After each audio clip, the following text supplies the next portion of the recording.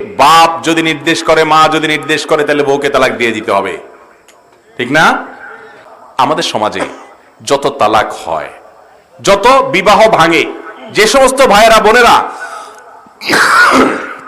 তালাকের কথা, বিবাহ বিচ্ছেদের কথা চিন্তা ভাবনা করতেছেন, যারা এখনো বিয়ে করেন নাই, বিয়ে করার পরে দেখবেন যে গন্ডগোল, ফাসাদ, যুদ্ধ, মহাযুদ্ধ, বিশ্বযুদ্ধ প্রায় লেগে যাচ্ছে ভাব, তখন আশপাশ থেকে অনেকেই খোঁচাবে, অনেক সময় মা পর্যন্ত খোঁচায়, বাপে খোঁচায়, ভাই বোন খোঁচায়, আশপাশে অনেকে খোঁচায়, আরে বাদ দাও, তালাক দিয়ে দাও। কত মহিলা আছে না? এই সমস্যা আমাদের মধ্যে।